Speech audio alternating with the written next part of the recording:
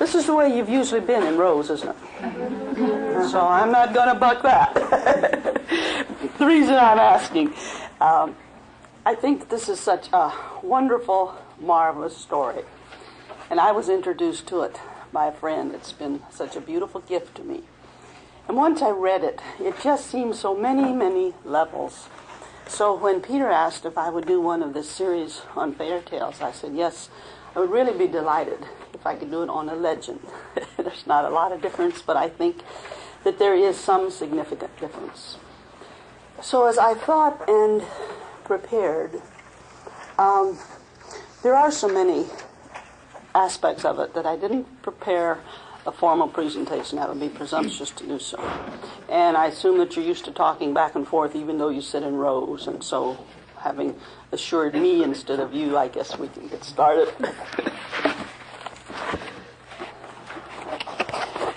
How many of you had a chance to read this? I would like to read it for us now, to bring us all into the same space. And then we'll begin our work with it.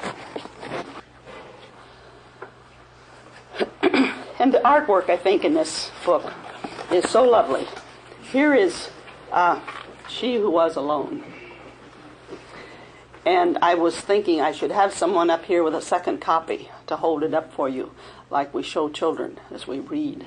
Would you do that? That would be neat. And I know that you won't see the detail, but nevertheless, it gives you that visual also. And we'll start with this. Okay? Great spirits, the land is dying. Your people are dying too, the long line of dancers sang. Tell us what we have done to anger you. End this drought and save your people. Tell us what we must do so that you will send the rain that will bring back life. And for 3 days the dancers danced to the sound of the drums. And for 3 days the people called Comanche watched and waited. And even though the hard winter was over, no healing rains came. Drought and famine are hardest on the very young and on the very old. And among the few children left was a small girl named She Who Is Alone. She sat by herself watching the dancers. In her lap was a doll made of buckskin, a warrior doll. The eyes, nose, and mouth were painted on with the juice of berries. It wore beaded leggings and a belt of polished bone. And on its head were brilliant blue feathers from the bird who cries, Jay, Jay, Jay. She loved her doll very much. Soon, She Who Is Alone said to her doll, the shaman will go off alone to the top of the hill to listen for the words of the great spirits. And then we will know what to do, so that once more the rains will come, and the earth will be green and alive. The buffalo will be plentiful, and the people will be rich again. And as she talked, she thought of the mother who made the doll, of the father who brought the blue feathers. She thought of the grandfather and the grandmother that she had never known. They were all like shadows. It seemed long ago that they had died from the famine. But the people had named her and cared for her. And the warrior doll was the only thing that she had left from those far distant days. The sun is setting, the runner called as he ran through the camp. The shaman is returning. The people gathered in a circle, and the shaman spoke. I have words of the Great Spirit, he said. I have heard them. The people have become selfish. For years they have taken from the earth without giving anything back. And the Great Spirits say that the people must sacrifice. We must make a burnt offering. of the most valued possession among us. And the ashes of this offering shall then be scattered to the 4 points of the earth, the home of the winds. And when this sacrifice is made, the drought and the famine will cease, and life will be restored to the earth and to the people. And the people sang a song of thanks to the great spirits for telling them what they must do.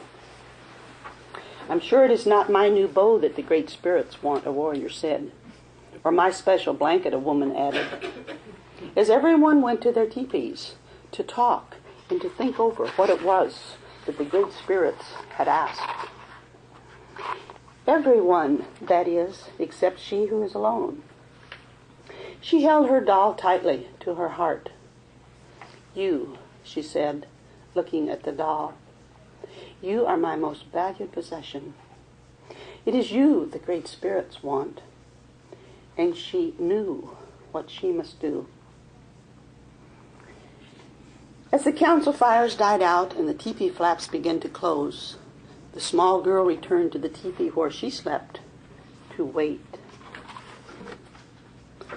The night outside was still except for the distant sound of the night bird with the red wings. Soon everyone in the teepee was asleep except she who is alone. Under the ashes of the teepee fire, one stick still glowed, and she took it and quietly crept out into the night. She ran to the place on the hill where the great spirits had spoken to the shaman. Stars filled the sky, but there was no moon. O great spirits, she who is alone said, here is my warrior doll. It is the only thing I have from my family who died in this famine. It is my most valued possession. Please accept it. And then, gathering twigs, she started a fire with the glowing fire stick. And the small girl watched as the twigs began to catch and to burn. And she thought of her grandmother and grandfather, her mother and father, and all the people, their suffering, their hunger. And before she could change her mind, she thrust the doll into the fire. She watched until the flames died down and the ashes had grown cold. And then, scooping up a handful, she who is alone scattered the ashes to the homes of the winds, the north and the east, the south and the west.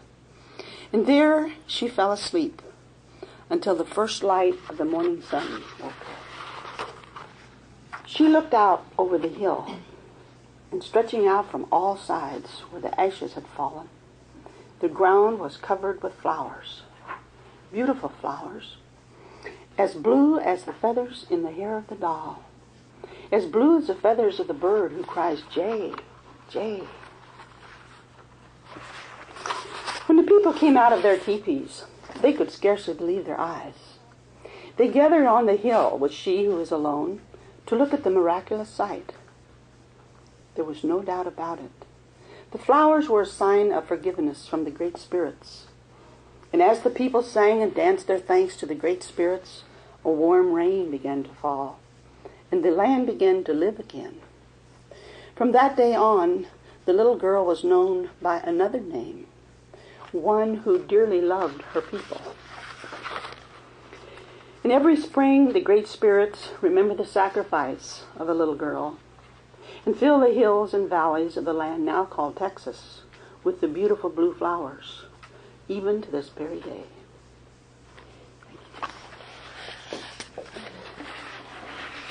And before we feel our way into this, sit with yourselves just a minute now, as if this were a dream. Be aware of what you're feeling, what it was that spoke to you. Because that's what's important in this. And maybe before we really begin to open it up, would any of you want to just tell the rest of us what came up. Because I had very definite feelings when I read this, and I'll share them with you later. Come in. Yes? I heard this last night. This was Ash Wednesday, and the idea of sacrifice was very strong in my mind.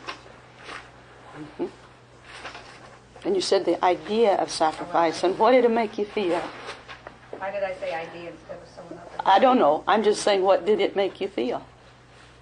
It made me feel like I could make a sacrifice of something that I hold dear. Mm-hmm. Thank you. Anybody else have? It made me wonder what my most prized possession was. Hmm. It made me ask that question. Mm-hmm. It brought to me that sort of poignancy of when you encounter something that you know you have to give up. It seems like it's going to be painful. And yet there's that beauty lush of the blue flowers afterwards. And there is the not reward, but the renewal that comes from it. And that poignant feeling that the little girl expresses when she looks at that doll and she knows, just that inner knowing that this is the thing that has to be satisfied. Anyone else? That's scary. I find that scary. Mm-hmm. That is scary. You really know it's got to go. Mm-hmm. That's the bottom line. The story starts with a lot of grief. Mm-hmm. Unless I missed it in the earlier part, I was struck by the word forgiveness, that the gods granted them forgiveness, which would suggest to me that there was perhaps some unconscious sin that they had committed and were aware of, which would be a strange kind of sin. And I'm just wondering, that's kind of a question I had about it. All right, hang on to that, because I think it's a very important part that we need to look at. Why? You know, why? But I don't want to jump our... Somebody else wanted to comment back here. Someone had said it's scary. There was a lot of grief in this. Yes, I read it to friends and they cried. Here's this little one, orphaned. And she's the one that sees something. Yes? It made me think of Abraham and Isaac. Mm-hmm. The biblical story. He who must sacrifice his son, he felt. And you were going to add. I felt that the giving up of the most treasured possession actually became a gift to the self of the person that was lost to the other. So giving became a gift. Giving up became a gift. Okay, one more. I like the picture. I also like the idea of her connectedness to her ancestors. Those that she knew and those that she didn't know, that they weren't forgotten. And that sense of connectedness empowered her in some way. Mm-hmm. And that brings me to where I want to start. Because I think we can work with this on so many levels. And you've been working probably with fairy tales.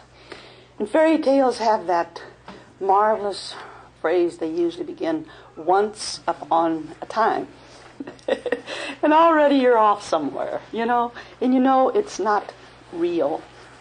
It is real in our psyche, in our imagination. But legend, if we look it up in the dictionary, it's a popular story of an event that is believed to be history, though it can't be verified. And already we're in different territory. And we think of the legend of King Arthur, and there are places where they feel that this man lived in England. We think of the legend of John F. Kennedy.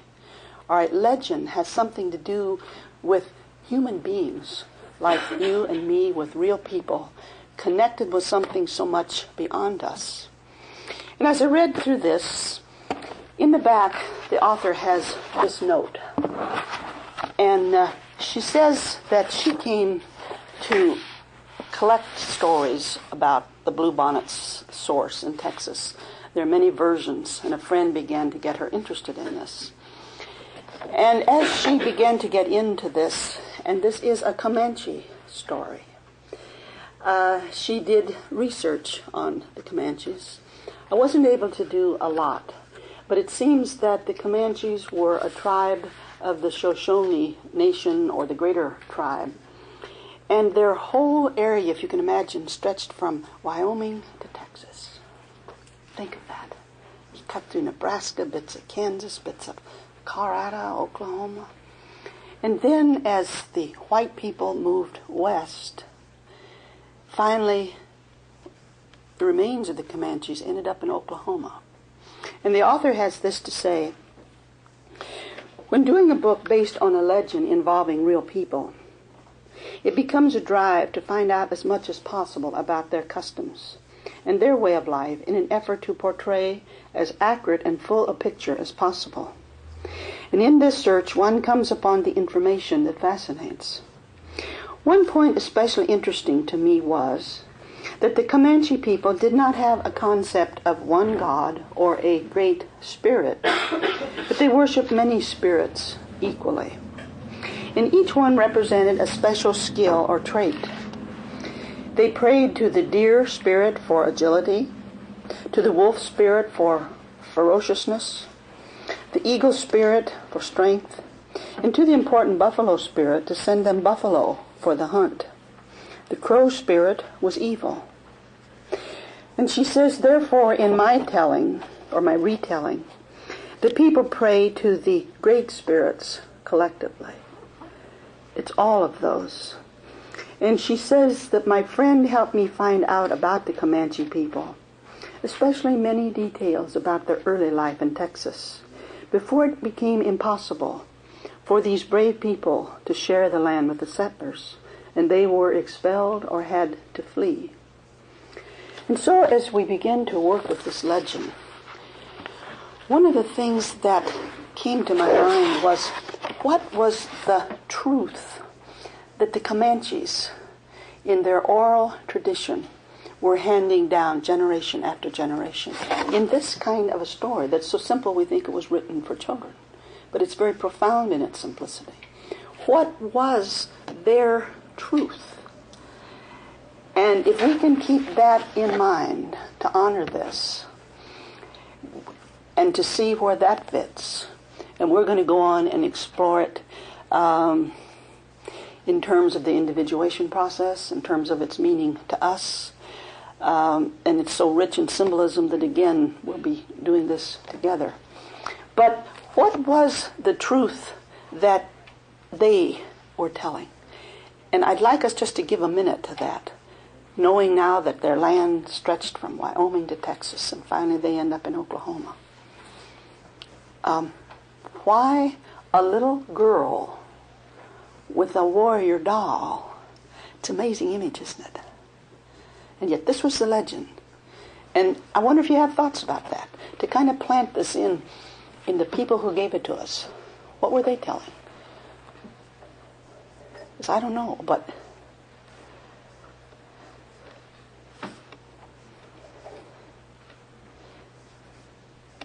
partly it's an image for recognizing that force isn't going to do it. I mean, that doing it by, you have to give up the war and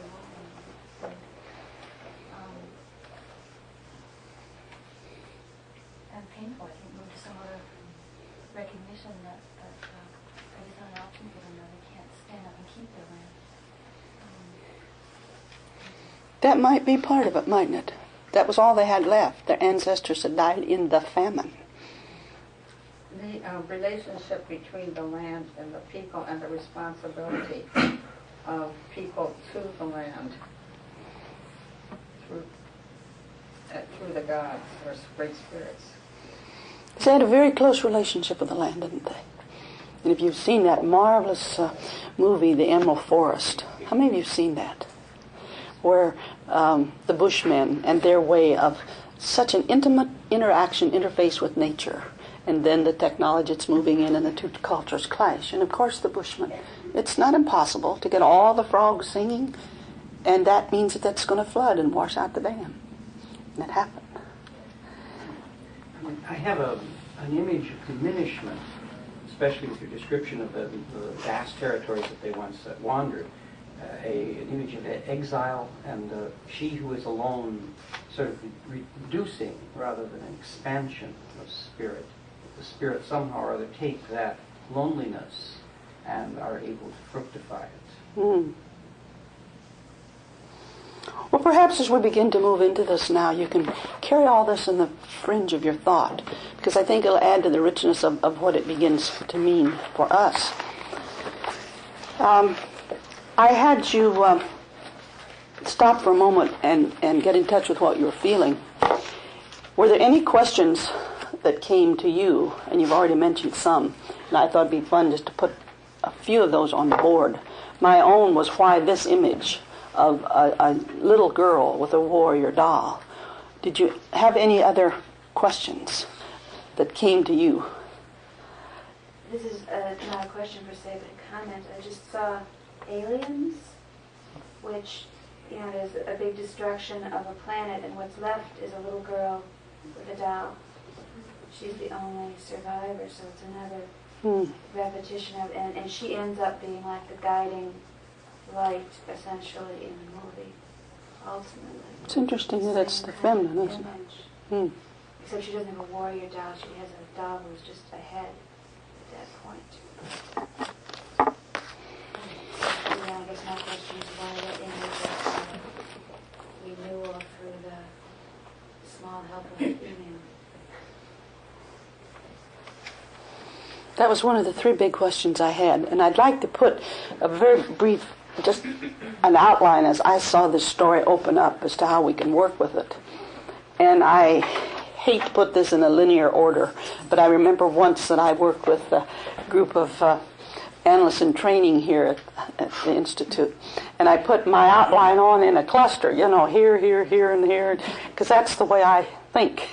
And I know that they thought I hadn't prepared. And a couple of them just blew their mind. But they're teaching writing that way now.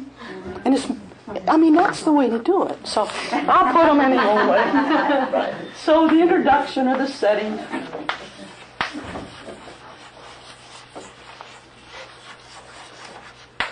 And then the shaman's return.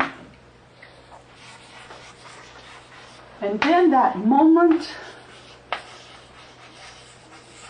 of hearing. And some of you mentioned that. When you know what you've got to do. You hear. And then the night of no moon. And finally the awakening.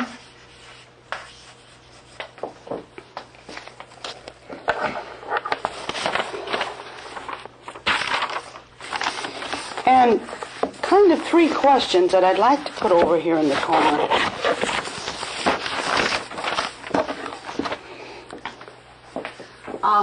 What was the Comanche truth? I've already mentioned that.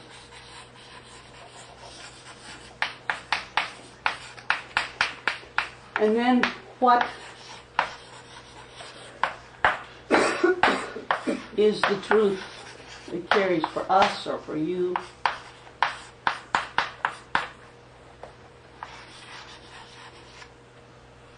Contemporary.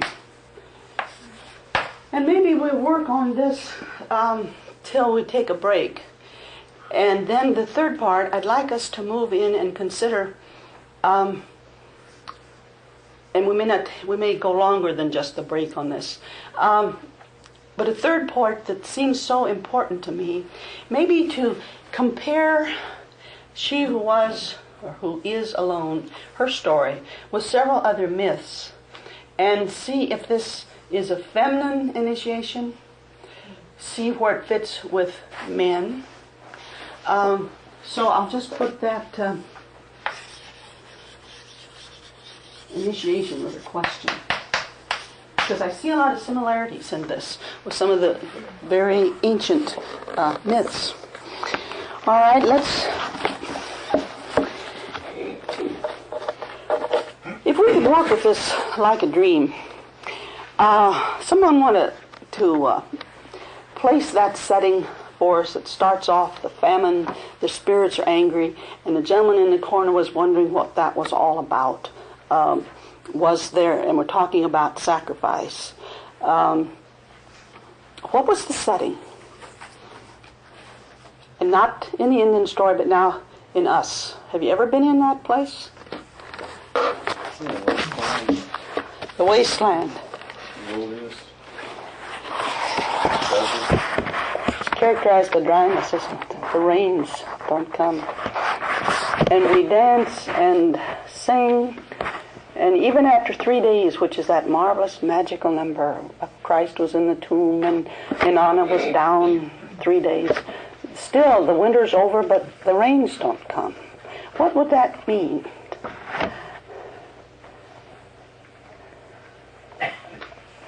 What are the rains? If you're working on this in a dream. Nurturing quality. Makes life grow, doesn't it? And rain is moisture, and if we apply that to ourselves, what's moisture in us? What? The feminine. All right, a little more literal.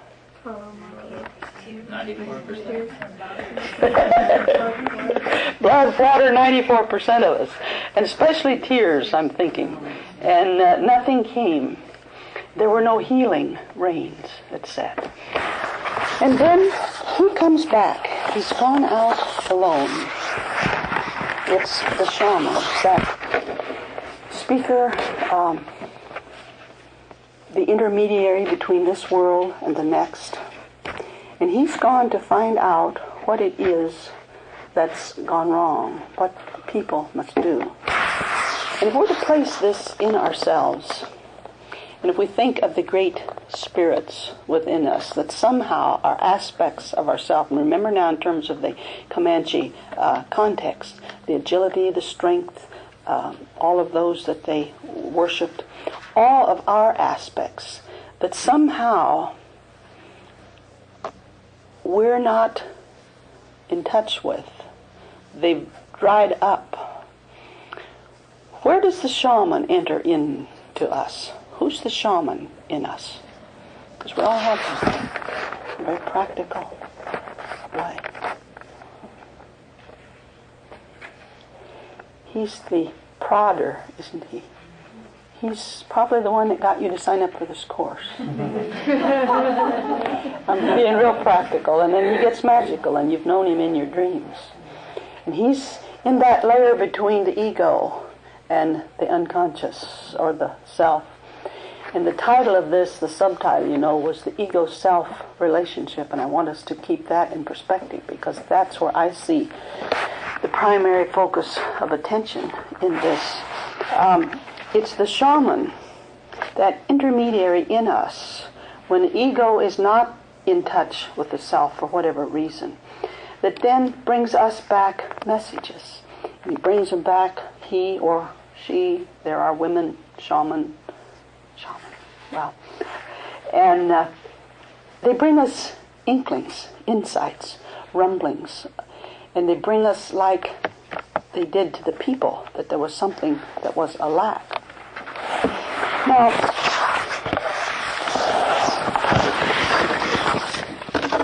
I should have a half inch more space.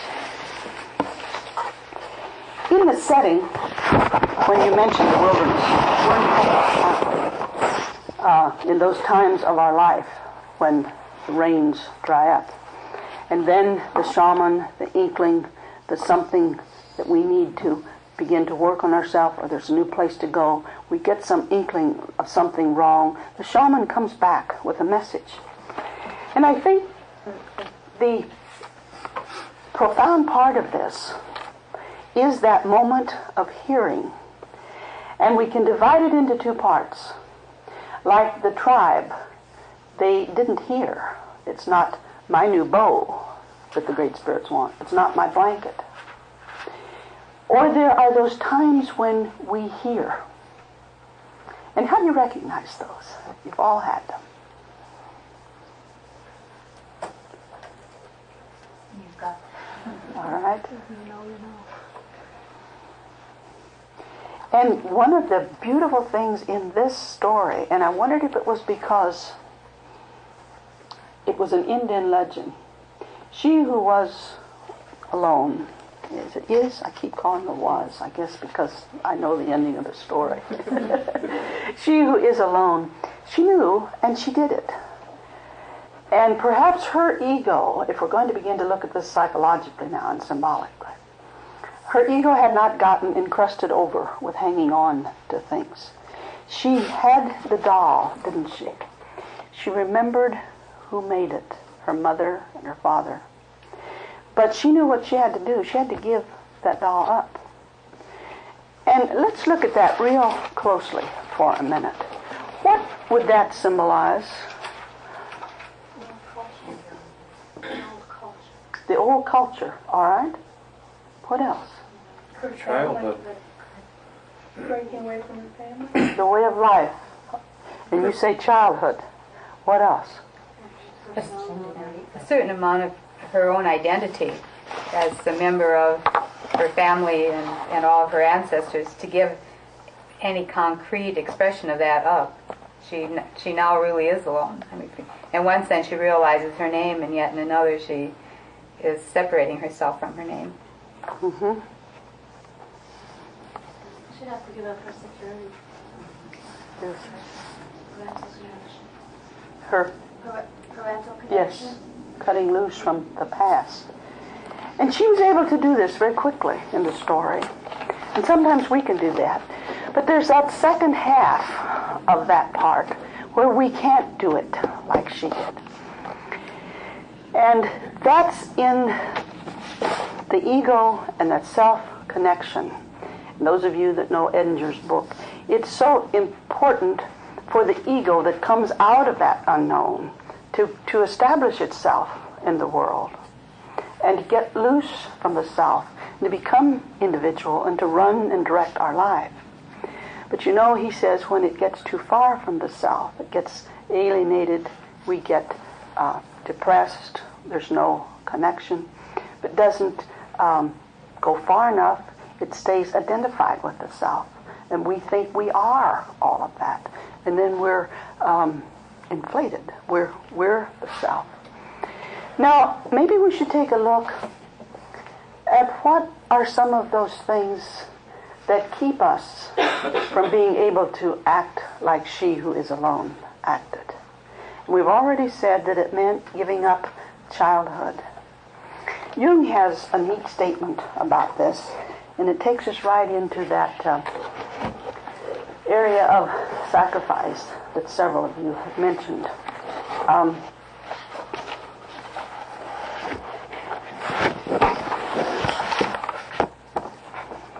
It's in the work that he did on the Miller Fantasies, if you're familiar with the collected works. You want to do some more reading on that. And he says, what happens when we can't move like she did? We don't want to let go. We get stuck back there. And he says, the tendency to stand still can easily be seen from the special emphasis in many of our actions as we try to stay away from aging, from the corruption of the grave. But although we can forget in the long-cherished feelings of youth that the wheels roll onward, yet the graying hair, the lax skin, the lined face are all reminders that, whether we expose ourselves to the destructive forces of life or not, the stealthily creeping serpent of time consumes our bodies. And he's talking about now leaving childhood. And then he pulls it down even more succinctly, I think, when he says, flight from life, when we try to evade it, avoid it, does not exempt us from the laws of age and death. And here's the bottom line. The neurotic who tries to wriggle out of the necessity of living wins nothing and only burdens himself with a constant foretaste of aging and dying, which must appear especially cruel on account of the total emptiness and meaninglessness of his life. The neurotic who tries to wriggle out of the necessity of living wins nothing. And of course, this has been written about since time began. What's that saying about the person that dies many deaths before he finally dies? So she who was alone could face right up. She knew what she had to do. She had to leave the doll. She had to leave childhood. If we think of this in another way, many of you are familiar with Nathan Schwartz's work. So much has been written on narcissism, the wounded person who didn't get the mothering. She who was alone was an orphan, wasn't she? We don't know what had happened to her, but there are many orphans among us here, out there, we who are alone, who have been. And what is it that happens when the ego can't move out of that stuck place because it got so hurt, got so non-supported that it couldn't go out there and make its mark? And you know we can't give up an ego unless we have something to give up. So if we wanted to look at this, and this might have meaning for some of you, when she gave up the doll, she gave up that barrier, that transitional object between herself and what the self, or as the legend talks about, the great spirits had asked. She, the dream ego, or she who was alone, the individual, there was nothing else there now, nothing that she was going to depend on. We all have to have those transitional objects, to leave our mothers, to leave homes, even I think to leave our faith and explore wider areas. And that's maybe why some of you said, yeah, that's scary, when we begin to get the depth of what she was talking about. Now it would seem that then we come to the question of this word sacrifice. Why do we have to do this? I'd like you to talk about it a bit, and for the man in the corner to go back and pick up with his thought of what was going on. What is that about?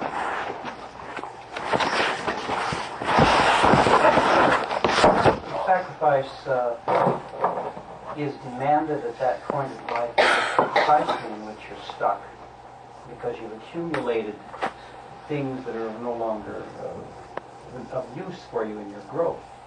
You have to kind of unweed the garden in a sense. And so in a way what you're sacrificing is not something that is really very useful to you anymore in a sense. Although it may be valued in one way or another by you, but maybe in an illusory sort of way. But to give it up is to sacrifice it. And I always think it has to be in terms of a greater vision. You're sacrificing it to something or someone else. And that's what gives it the value. You're able to make that transition in kind of hope and faith. What's that word sacrifice mean to the rest of it? Does it stir up things, or is it a word you can live with, or?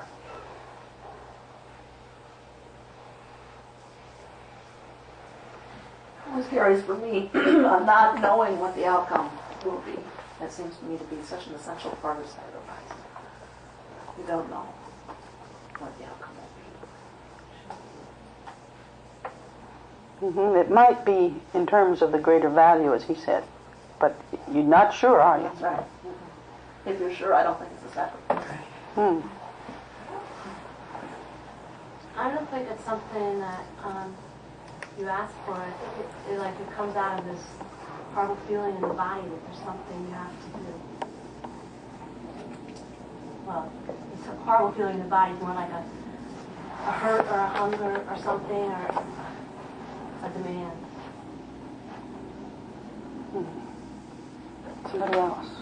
7, and maybe you want to talk to each other instead of just to me and back and forth. I think it's interesting that the doll is a warrior, which is a symbol of power.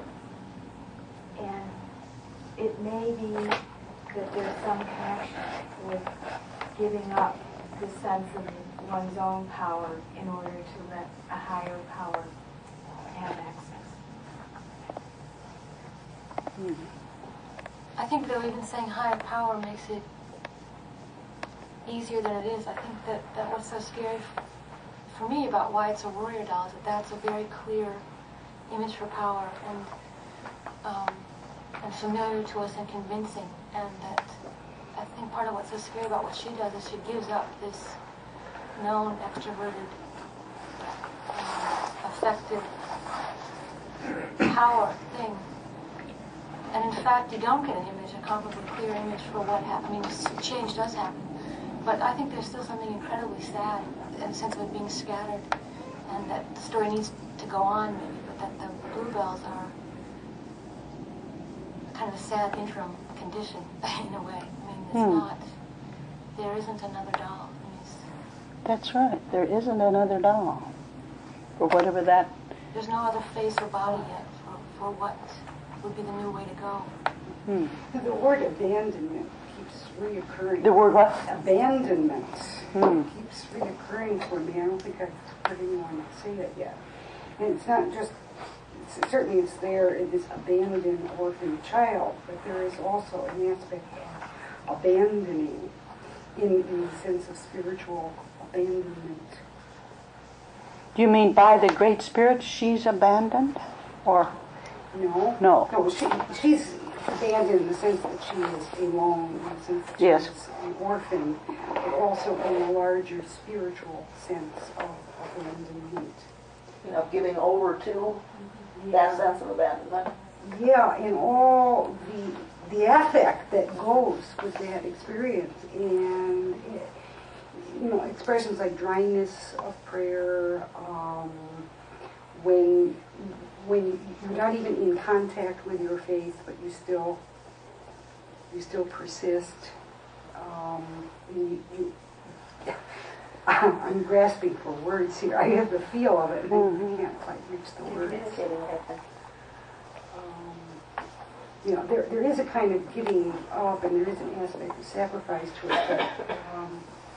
But, we've heard that, the phrase, the dark night of the soul. That's what we're talking about, isn't it? Yeah. She is sensing her, St. John of the she's Cross. alone, I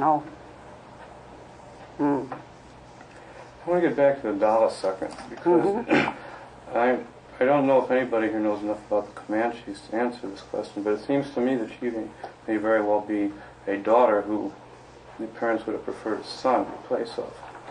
And that, in fact, what she's doing is giving up a masculine ideal and accepting her femininity. And it seems to me the fructification of the earth as a consequence of this sacrifice at least makes that a tenable position. My guess is that the Comanches probably did not hold women in very high esteem, and that the warrior was the epitome of what one would aspire to be if one were a Comanche. I don't know positively. If we go along with that, why would they tell this story? What were they trying to say? Well, it may very well have been a lopsidedly male culture. Spiritual word. I think it's a way of knowing and not knowing. I mean, I agree a lot with you, Paul, about that up until, I'm not so happy to say that the blue flowers are her femininity. I mean, I don't... No, I'm not saying the blue flowers are her femininity, but certainly... Well, when you say fructifying, I'm trying to think, what does she get back? And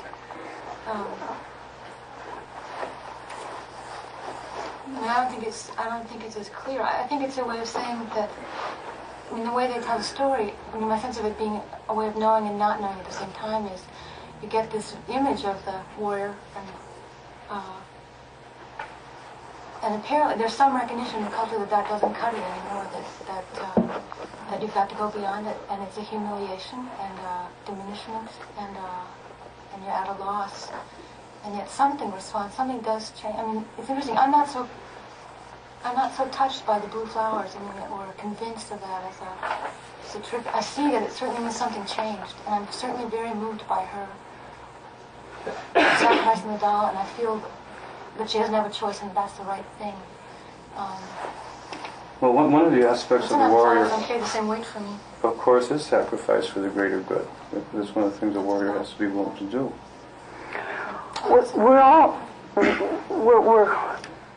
We say there's no new doll.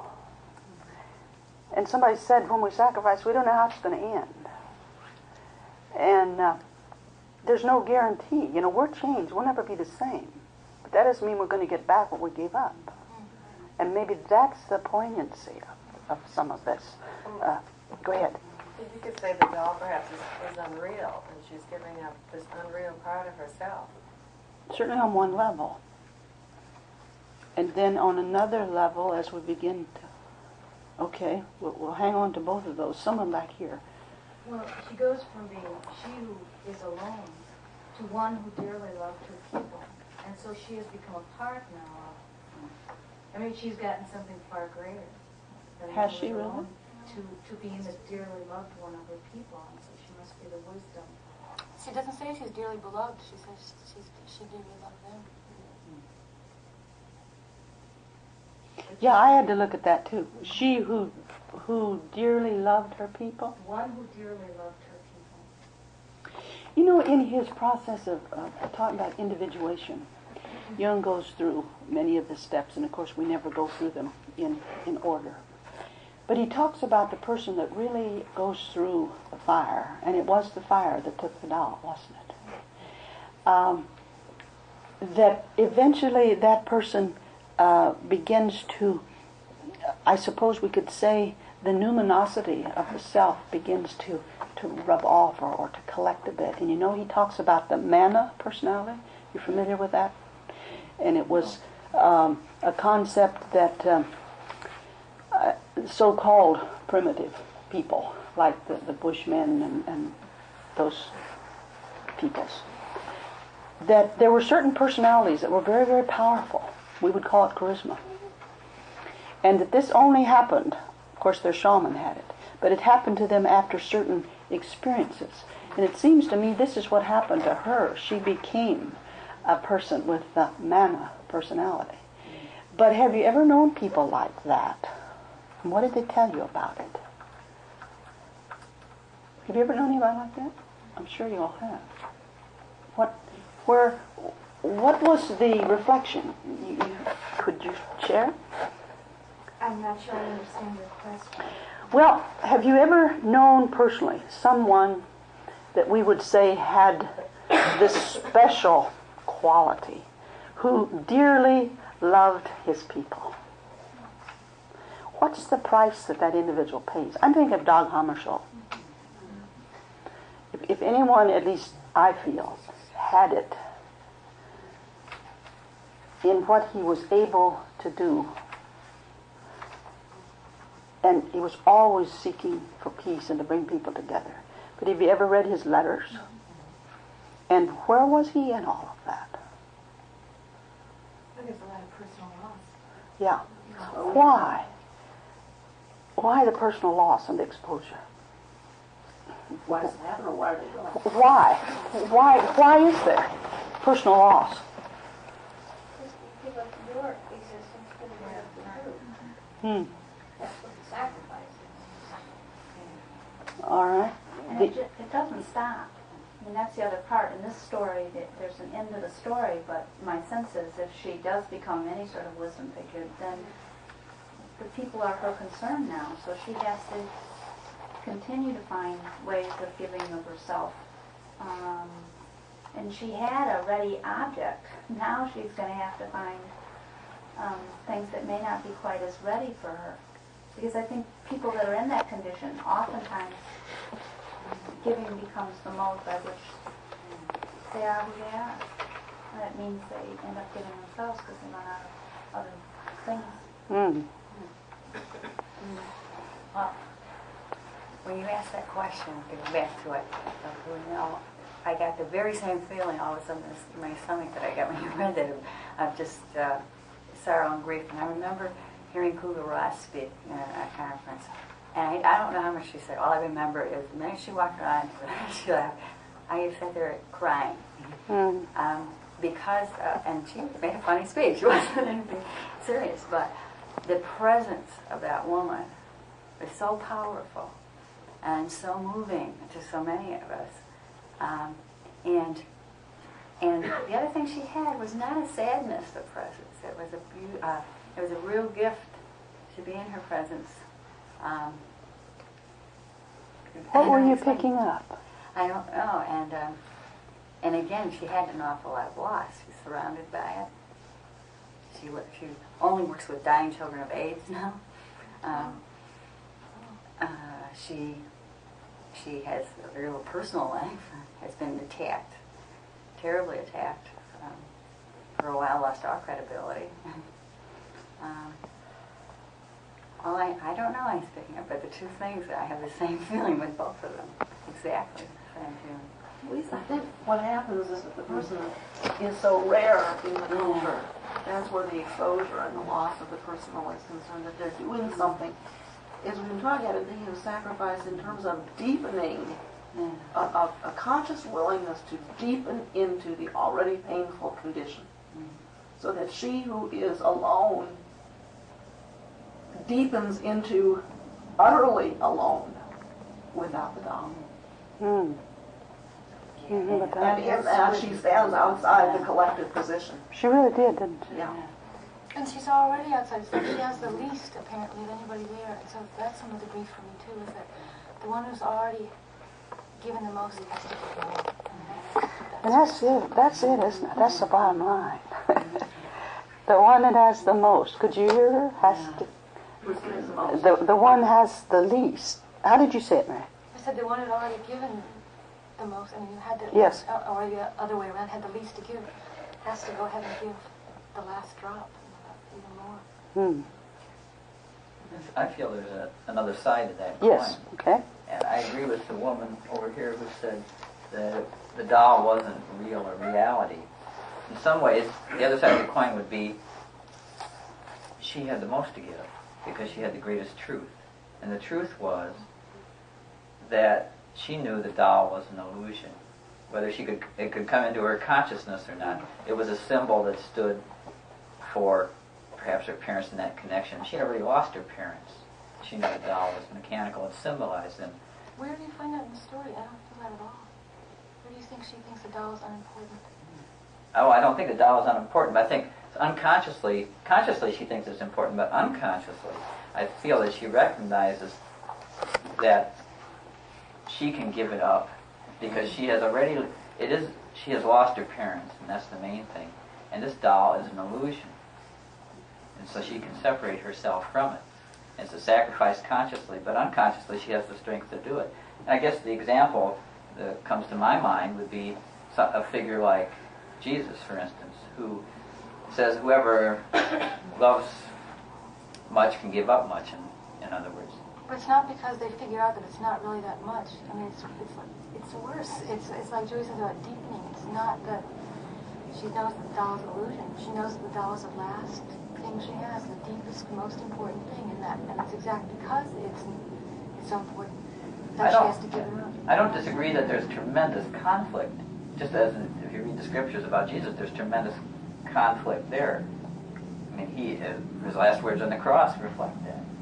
See, I think there isn't conflict for her. I think what's so stunning about it is that she sees it, and it isn't that she gets torn in half, and part of her says, I ought to give it to the others, if not. But see, she says before she could change her mind, there is conflict. she thrust the doll into the before fire. she could get the conflict.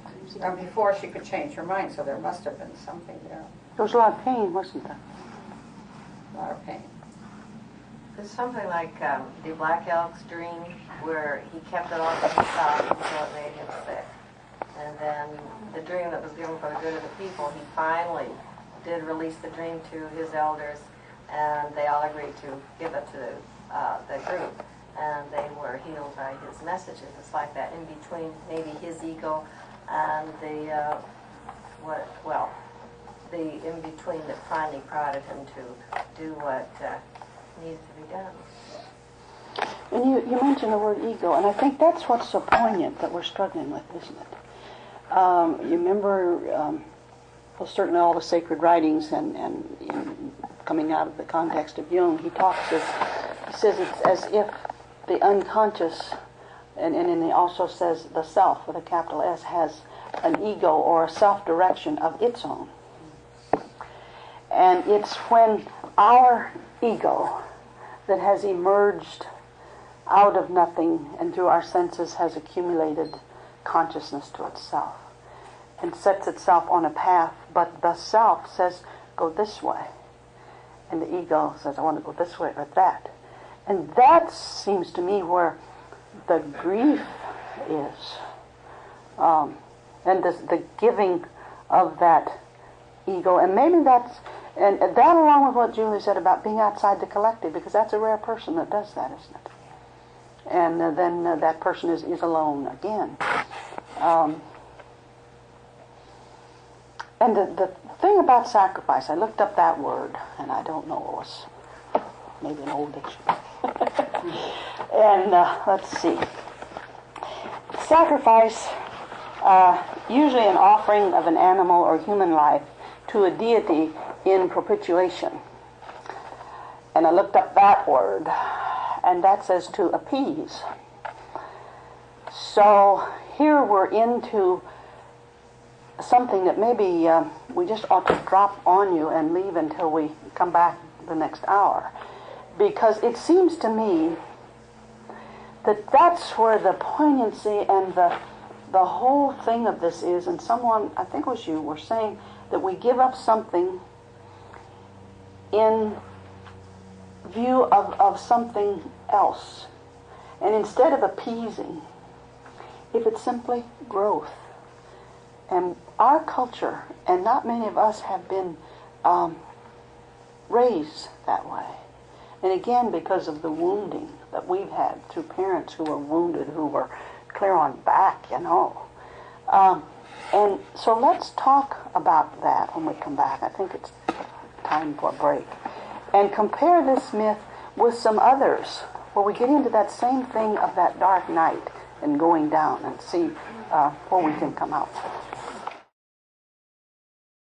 Then I want to introduce something that I think is very relevant, but it takes us off on a bit of a different track, and I feel some of you have things to add and maybe say back and forth still on this. Several of you.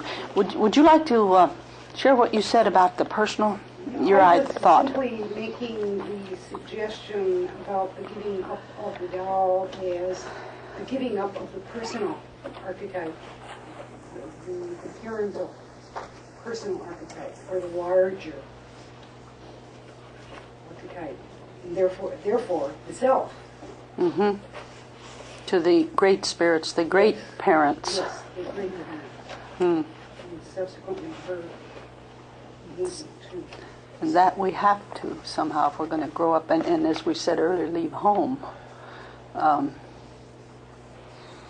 I was struck by the number, well, several of you, and we all as a group said, there was no doll, no new doll. There was no, in a sense, happy ending to this. It was a legend of how the Bluebonnets came to Texas. But what do we do with that? And is it enough for us to make sacrifices and then flowers bloom? And I suppose to carry our psychological analogy, when we do make sacrifices, something in us then flowers. We can go with it that way. Want to add some more on this?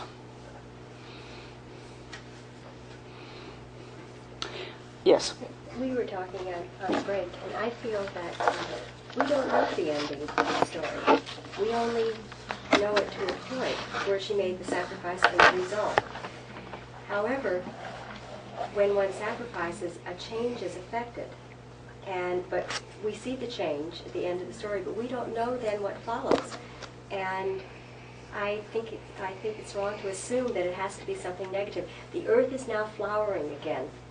Life is full again. There are riches again. And she's a little child who has sacrificed the doll and everything that was symbolic of. But I don't think we need to assume that she now needs another doll. Now the child is going to grow into adolescence, and her needs are different now. And if indeed the earth is flowering and there are riches again on all levels, then perhaps she'll then be able to get that which she needs now as a more mature feminine in the world. I don't think we need to assume that she would necessarily go back and look for the doll again. Mm-hmm. I was really struck by the connections I see with the Christian story, the story of Christ. I don't know if the Spanish had any influence on this legend as it developed, but the idea is really absurd of Christ as a human being's death meaning anything. And if you think of what it means in the realm of history for one person to be nailed to a cross, so what? And yet the power of the story is that this ultimate sacrifice was somehow renewal for the total collective, that identifying with that sacrifice makes you become part of it, makes you redeemed. And in the same way, the giving up of a doll by some little Indian girl is so absurdly mundane and minute, and yet the legend lives on that this act of hers created some sort of immortal life for her people in the renewal of the earth that one sees each spring with these blue flowers. And those parallels were really striking me about the meaning of the sacrifice being so similar, and the playing out of it where the absurd, finite beings sacrifice leading to something infinite or immortal. And I wonder if both of those, if we're not talking about a particular kind of energy, and you're saying absurd, and that's a good word for it. It's invisible, it's hidden, it's not the linear, goal-directed, it's the circular, coming around again. As so many people were exploring, what is feminine? And that's why I put this last thing up here. Was this some insight among the Comanches that this was a feminine initiation? I don't know. That's just a question that we can put out there. But let's begin to look at what they had to say here and put it up against several other myths that go back to recorded history.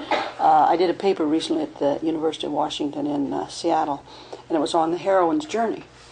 And I took the three myths, and they're familiar to you, in Anna, that everybody knows now, thanks to the work that several people, Wolfstein, and I forget the other person, just within the last 3 or 4 years. And who? Of course. Her beautiful book, Descent to the Goddess.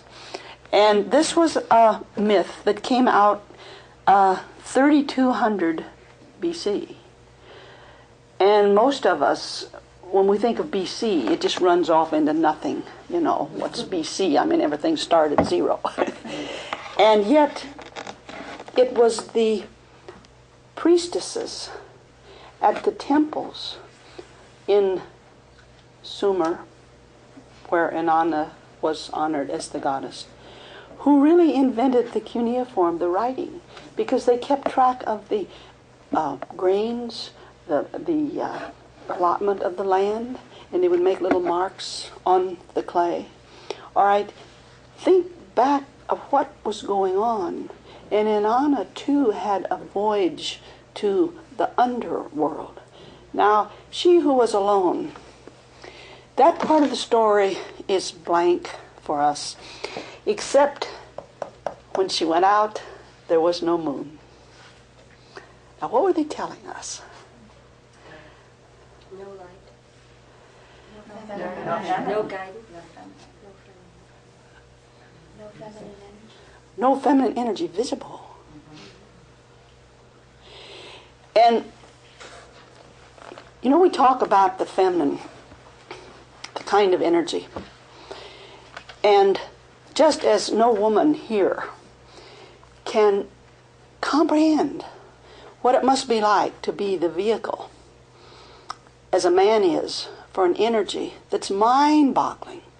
I mean, what's the average sperm count? 200 to 500 million sperm a day? Now think of that energy.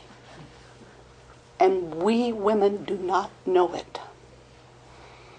But by the same token, not a man here knows what it's like to be not a vehicle that's going someplace, but a vessel.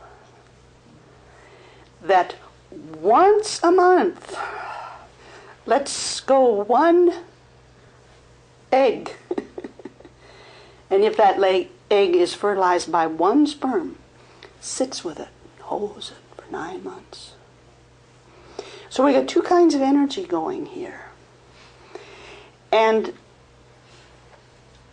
the feminine energy that woman knows in her body, so shown to us in nature, the cycles. It's dawn and sunset and dawn. Or probably dawn and noon and sunset and back to dawn. But and in the moon, there are 4 parts of it. There's the new moon, there's the full moon, there's the waning moon, and then what? The what? Dark. Dark. And that's part of it. And in these myths, whether it was Inanna, or whether it was Demeter and Persephone, or whether it was Psyche, that's a whole different story. Wow, we need to talk about her sometime. There was the maiden and the mother and the diminishing feminine that was the crone. And then, in that dark of the moon, there was the 4th. And that was the rebirth. That's what I think was going on the night of the no moon. That's what was going on in the Eleusinian mysteries. That were very literally grounded in history and were the key religious format for that people continuously for nearly 2,000 years. And as we read about them, they were so profound that no one has ever broken the vow of what happened there. We have clues, we have hints, but we don't know what happened. And yet, millions of people over those 2,000s of years probably participated in them. Not just women, men. And we can read of certain emperors of Rome traveling there to go through this initiation. We can read of what Cicero writes about that Athens came up with so many noble, creative things, but the most noble of all were the mysteries that help people to live and to die with a whole new way. So what is that? What happens? And how do we begin to get a hold of it? And where was that working? We see evidence of it in the flowers.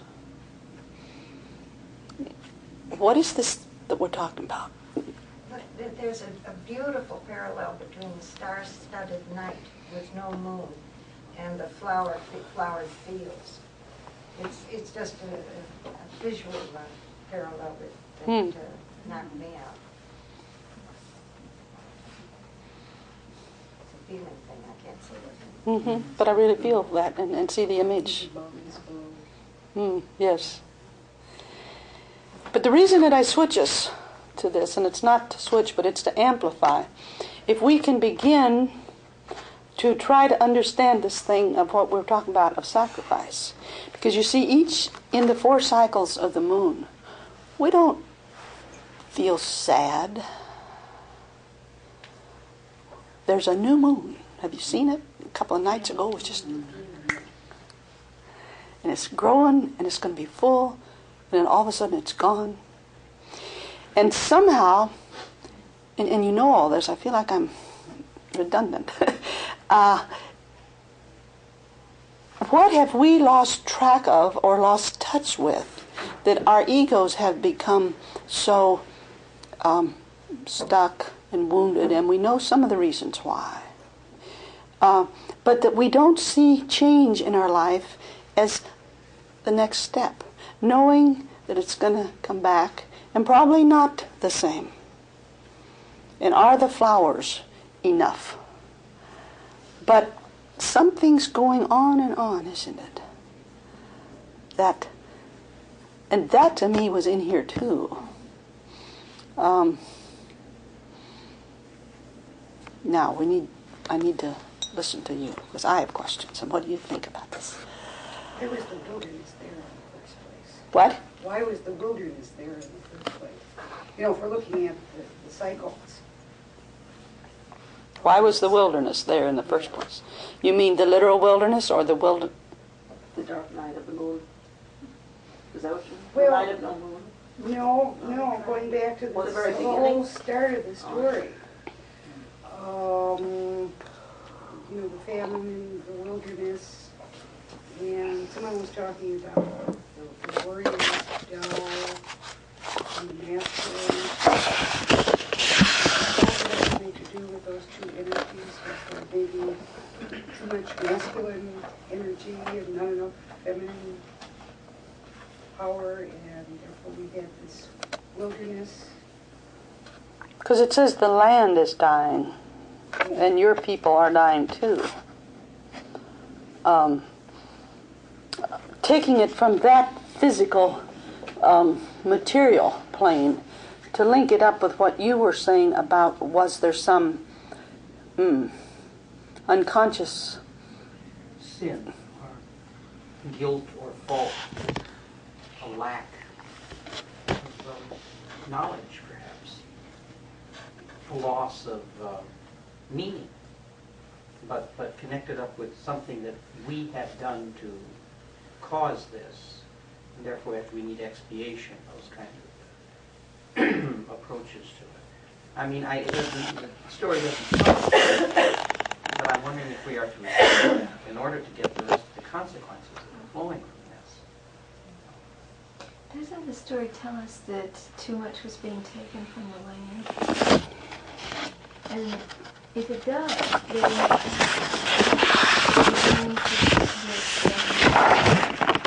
the Indians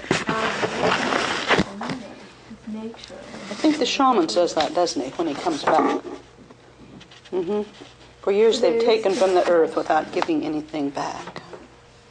And it's not different from civilization today, taking too much from the earth and not giving anything back. Yes, I see that so much in the Northwest where the logging is done with such crass cruelty, you know. And, we see it every place. And I think that it's important to delve deep in what we're saying, because why does that affect us?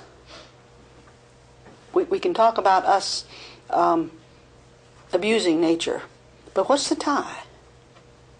Well, we don't nourish our inner self. We're so busy stripping the earth and taking the goods and leasing and things like that we forget that there's another part of us, and it's maybe the shaman that awakened this in her.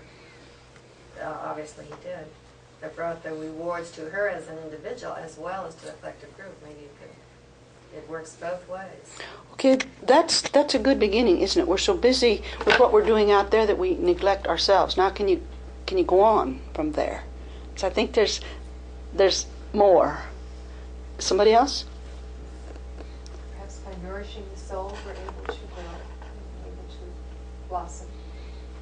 And that's what she's doing. She's nourishing her soul and her spirit. Okay, but we're still not there. Not where I want you to get.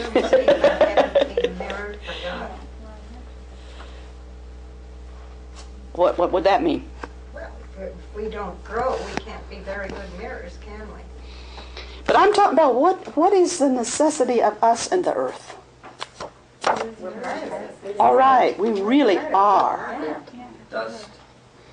And we're, the poets used to say we're the stuff stars are made of, and now we know that's not idle language. That there are molecules literally in us that, well, now that's something. And when we begin to turn against that, and you remember Schweitzer? Some of you will. And his reverence for life. And reverence for life is all life, isn't it? And to not go too far afield from the feminine and this receptive, holding energy that doesn't have to go anywhere and get there and stay put, but it lets go and moves on and comes back, and that's growth. Yes? How would you talk about that in terms of the masculine? How would I talk about it? Somebody. Yeah, well, very briefly, because this is not, we have to have the masculine. It's the energy that, it's like we all have both of this. And on the circular, there are little segments of the straight. Do you know? There's this, and then there's this, and then there's this. Somebody talk about the masculine. Men. I couldn't be as brief as you are. You might have say it better. I don't have an idea. Could you pose the question again? Pose it for us.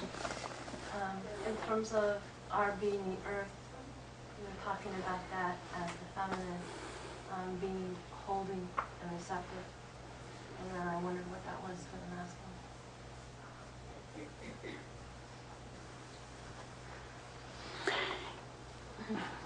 Somebody? Well, I do feel that, this is more from personal experience, that my spouse is much more oriented about staying home, and I'm much more oriented about going out of the house. Mm-hmm. All right, and what do you do when you go out? Well, more or less look around, and a little bit on, let's see, what do I do? It's part of the adventure of being the person that I am. I think men look for new adventure, new experience. But what's your task? What do you do? What do I do? Well, I may do a number of things, or I may just go, I may do an errand, or I may just take a walk.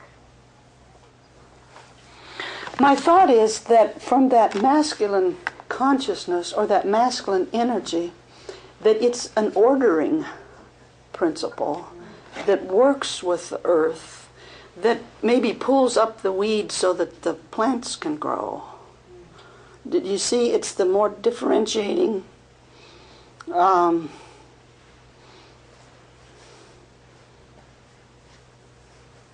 ordering, shaping, more visible energy, more goal-directed. Somebody help me here. In that sense, the drought would be masculine because it's sort of weeding out all those people who are taking from the earth and not getting back to it. That's what I was getting at when I asked the question, why the wilderness in the first place? That's interesting. I hadn't thought of it that way. I'm not sure because me, that's of the nature power. It's not, and I hate these things that make masculine intelligent. I don't want to do that. So it was weeding out. It was ordering. Nature does that herself, doesn't she? Yeah, we're really in a quandary. What do you do with this?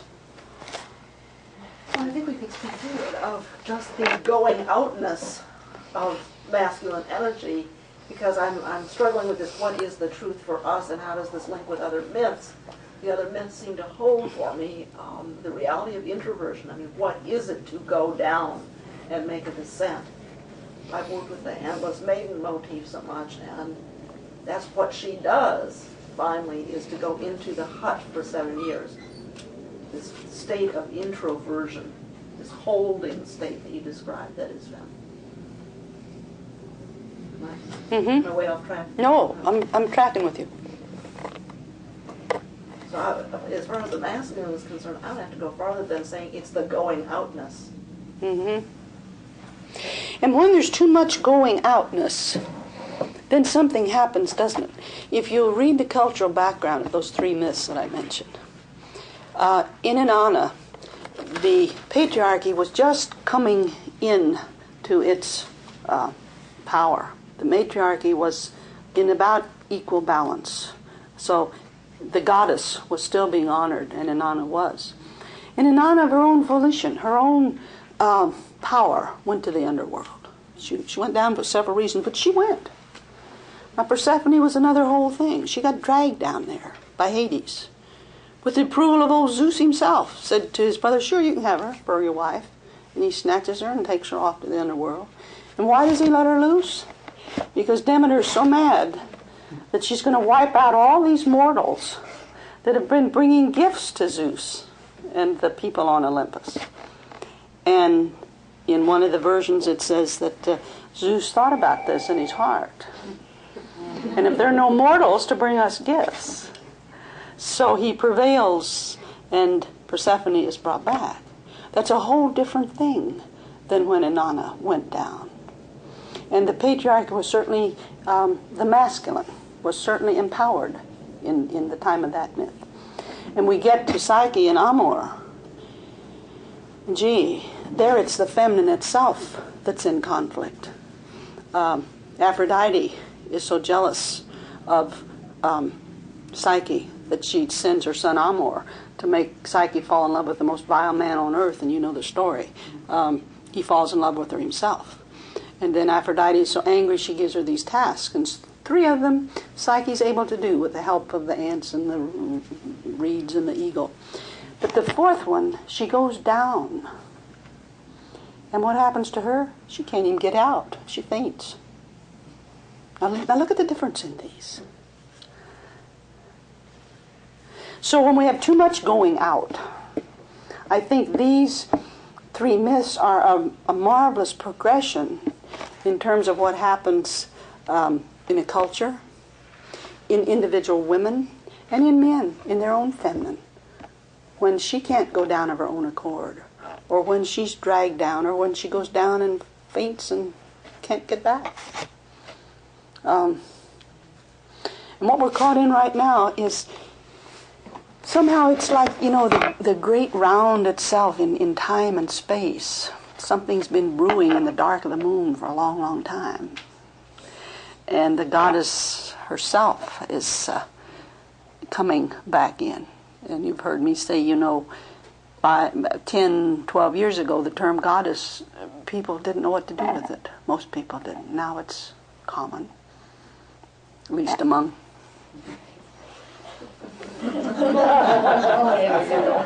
But 10 years ago, I couldn't get a hold of it.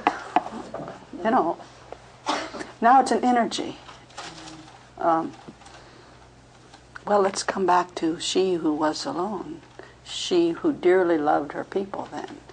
Maybe it's like some of you have been saying, the story doesn't end. In a way, as far as the story itself is concerned, it ends because the presence of the blue bonnets is a sign of forgiveness. And so the story is leading to that point. And in the beginning, the Great Spirit has said that the Great Spirit is angry because of what has been done to the land, and that the people need to sacrifice. And at the end, there is forgiveness. So insofar as the story itself is concerned, there is a beginning, middle, and end. Now, if we can, of course, take it on a different level and apply it to ourselves or to someone else and say there is no end, and there isn't any end really for us because we don't know what's going to happen. But insofar as this story is concerned, the forgiveness, I think, is very important. How would you pull that into yourselves? What would that mean in terms of our earth, our psychological earth? Well, it might mean that to get to that point of having sacrificed and get to the point of forgiveness that one will have the stability then to go on. But what do we need to forgive ourselves for? Or what in us forgives another? What's that process in us? Awareness of what has happened, perhaps, and making a change because of that. I think that image of the the throwing the doll into the fire and then having to watch it burn until it becomes ashes, and then handing those ashes, in all the different directions, to me is like what that would be like if, when we do let go of something in ourselves that has to be let go, to really let it go. I mean, to grab it in its last form and to know that it's gone now. That's forgiveness, because it's not there anymore. And yet for her, that was the connectedness with the whole of not just her tribe, but the universe and the spirits that blessed that tribe. I mean, that'd be a tremendous experience if you knew in the letting go of what you were letting go of, that you could grab it and throw it, and know that it had gone to some great good. That would be very powerful. And this thing of self-forgiveness is such a profound mystery, isn't it? How many people say, if I had gone this way, or if I had gone that, or if I were to do it over? And what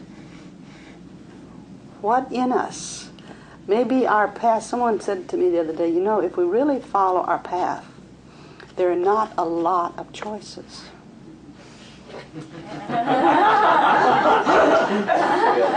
Road is not followed. And so when we don't follow the path, then the self, it's the ego that's so hard on us, isn't it? And it's the self who says, okay, you didn't do it, but come on, don't waste time. We're almost back to where we started. Don't get stuck with the things of childhood. You were going to add. I was thinking about something that when I think of forgiveness, I think it's a part of our ego in the sense that we're giving up and letting go of. And what comes to mind is death or divorce, right? When I think of what I went through, and the anger and the upset and the stages, until finally the acceptance and compassion for yourself and that person. That's when forgiveness comes. That's a real giving up of that ego loss. That's the idea that you're losing something. And it's also that we made a mistake. We didn't do. Right, we have to acknowledge something, don't we, in ourselves? Yeah. I think it's really important that the gesture came from the most wounded member of the tribe in terms of our own dealings with the other. Because I think that it is that part of ourselves that can get to the deepest truth and make the gesture.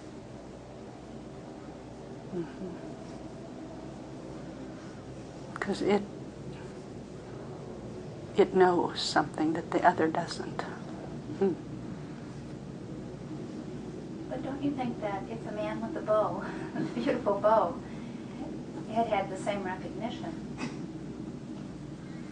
the event wouldn't have been that different?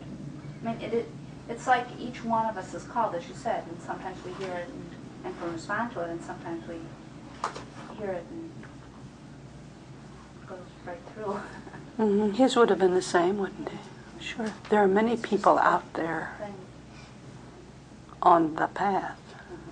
Well, it's just that everybody's moving, and that everybody has that something to protect that's the dearest and deepest to themselves, and that's what's asked for. Not everybody becomes a manic personality. And maybe that would be the thing in the unconscious that would be the sin, the defense. I think Julie said maybe the defenses down in there that can't allow us, and there are many reasons for that. And if that's where we are, we live with that and forgive that too, There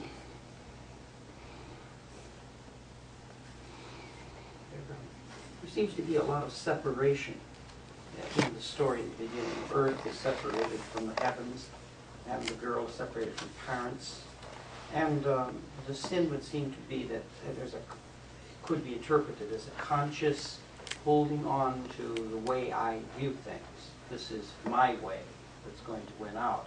But that separates. And it would seem that as the flames sort of ascend in the fires of sacrifice, which could be a masculine kind of symbol, it opens the heavens to allow that union of the waters.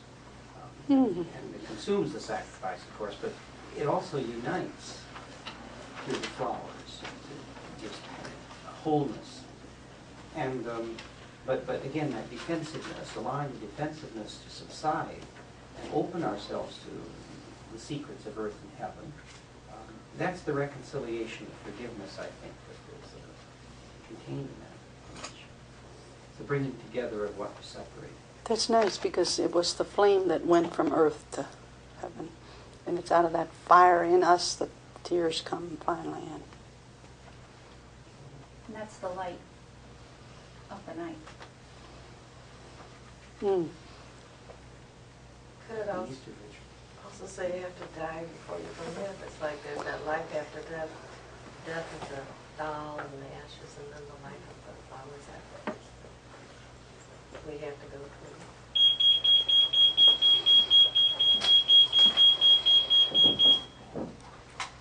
Well, it's a story that I've certainly loved, and Julie was the one that introduced me to it. I'm very grateful to you, Julie. Every time I read it, gee, there's something in there. And it's really been great to be with you.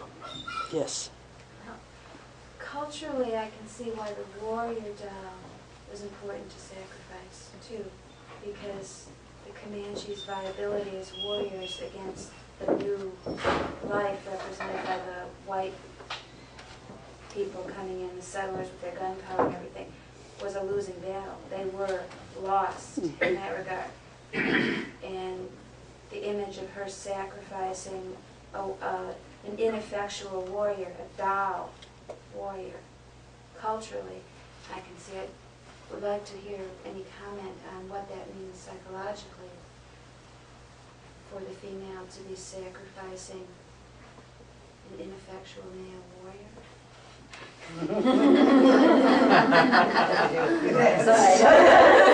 I don't see the doll as ineffectual somehow. Well, a doll but I of see it a as warrior is not an empowered warrior. It's a child's toy. I think the difficulty for me with the doll is that it's an icon.